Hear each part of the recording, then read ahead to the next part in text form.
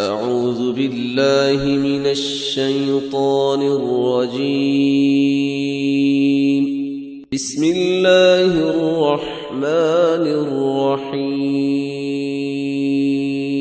إن الله يأمركم أن تؤدوا الأمانات إلى أهلها وإذا حكمتم بين الناس أن تحكموا بالعدل إن الله نعما يعظكم به إن الله كان سميعا بصيرا.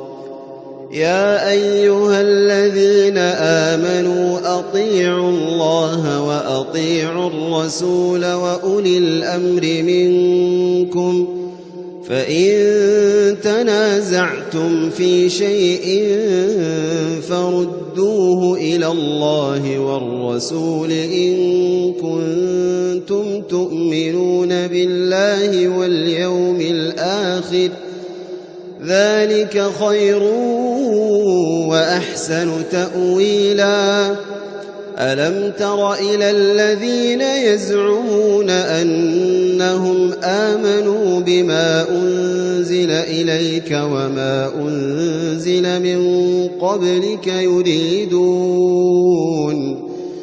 يريدون أن يتحاكموا إلى الطاغوت وقد أمروا أن يكفروا به ويريد الشيطان أن يضلهم ضلالا بعيدا. وإذا قيل لهم تعالوا إلى ما أنزل الله وإلى الرسول رأيت المنافقين يصدون عنك صدودا. فكيف إذا أصابتهم مصيبة بما قدمت أيديهم ثم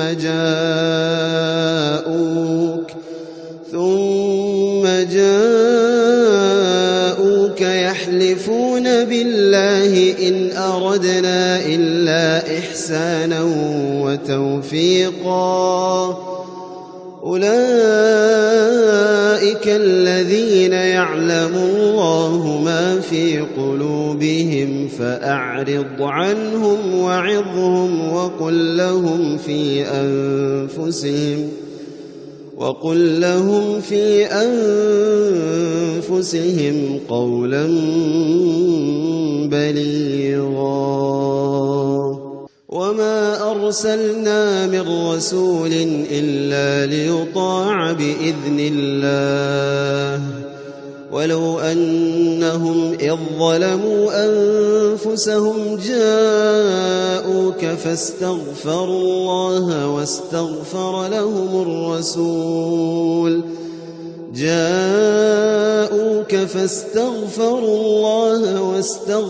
لهم الرسول لوجدوا الله توابا رحيما. فلا وربك لا يؤمنون حتى يحكموك فيما شجر بينهم ثم لا يجدوا في أنفسهم حرجا مما قضيت ويسلموا تسليما.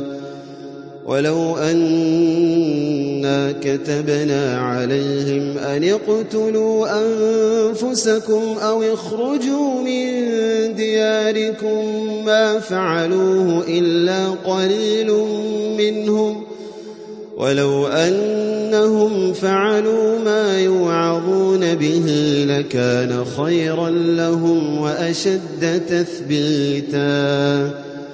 وإذا لآتيناهم من لدنا أجرا عظيما ولهديناهم صراطا مستقيما. ومن يطع الله والرسول فأولئك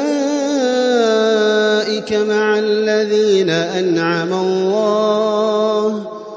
فأولئك مع الذين أنعم الله عليهم من النبيين والصديقين والشهداء والصالحين